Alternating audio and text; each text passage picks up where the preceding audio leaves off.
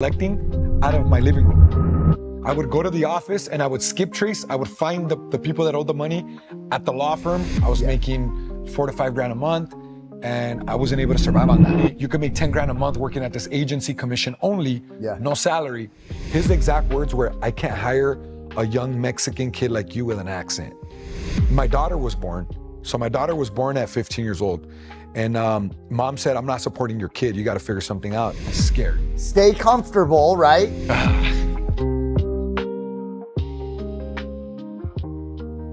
When did you get into sales?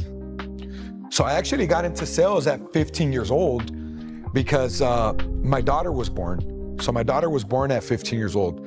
And mom said, I'm not supporting your kid. You got to figure something out. I washed cars. I worked at Longo Lexus, washing Lexus on the weekend. I worked at like Naked Juice warehouse, doing warehouse work. I didn't like labor work. It was, I thought it wasn't for me. So then I looked in the penny saver and I got a telemarketing job.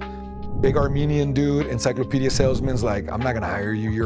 His exact words were, I can't hire a young Mexican kid like you with an accent. So I said, you know, give me a chance. I convinced them, but within a few months, I'm a fast learner and I wanted it so bad, I started beating some of the senior salespeople. We were doing telemarketing, selling roofing, texture coating, windows, all the home improvement stuff. Cold calling. Cold calling, home improvement company, homeowners. Yeah. In the Diamond Bar area, like the high-end areas. So you got into sales at 15? 15 years old. 15. How important, even today, has that skill set been to where you are right now? Sales. It's like your podcast name. Bro. So you refuse to lose, right? Learning sales, you learn how to handle rejection. You learn how to not take things personal. If it doesn't go your way, you learn how to bounce back and recover it. It becomes a normal part of life to have doors closed on you.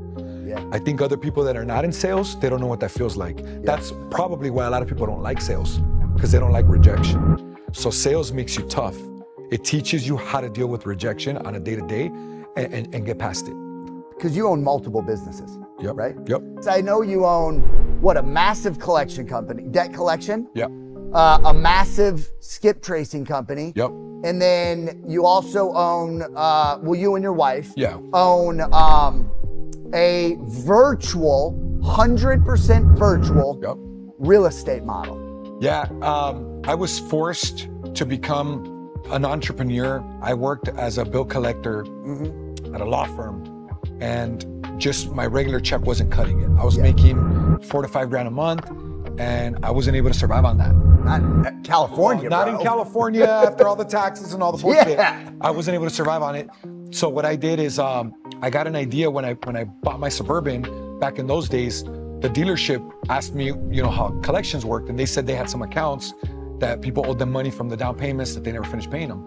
So I went back when I was struggling financially. I went back to the dealership. I said, hey, let me collect those accounts for you.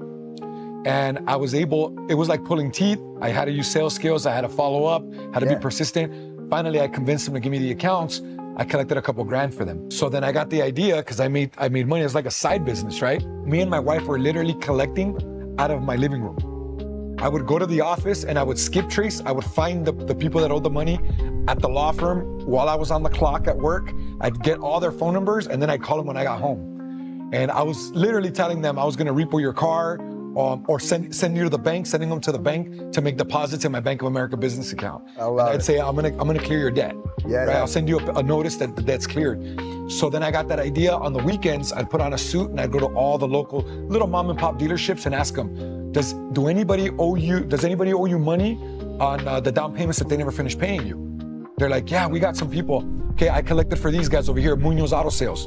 They're my reference. Ask them how I do at collections. They're like, yeah, I know those guys. So I start getting accounts.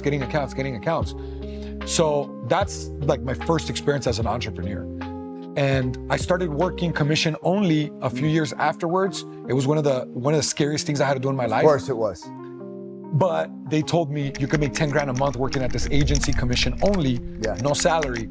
So my wife, we were both freaking like dead scared to do that, but we did it. But we did it.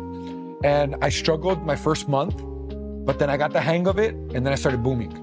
Started making 10 grand a month.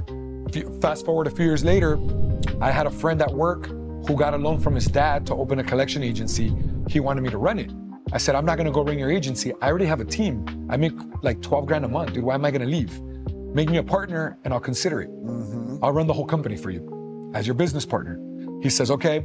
We got the $50,000 loan from his dad. We partnered up. We paid his dad back $150,000 within 9 months. I love it. We had to pay him 3x, $150,000 back within 2-3 years. We paid him within 10 months. So I was doing everything. I was dialing, I was closing, I was helping with payroll. I became a raw entrepreneur. That's the scariest thing I ever had to do in my life, Eric. Ever in my life. This was in 2012. My wife's like, I don't know if this is the time to be doing this, Mike. Like, we have a condo, we have a Lexus payment, we have a Suburban payment. Like, of course. It was fucking scary. Yeah. Scary. Stay comfortable, right? Best thing I could have done in my life. Of course it was. You were how old at that time? I was 27. So you started that in 2012. 12. And you now have, correct me if I'm wrong, one of the bigger collection companies. Yeah, on the West Coast. On the West Coast. Yeah, I have 60 employees in-house, and we have 100 overseas in Egypt. So you're 160 people working in the collection company. Yeah.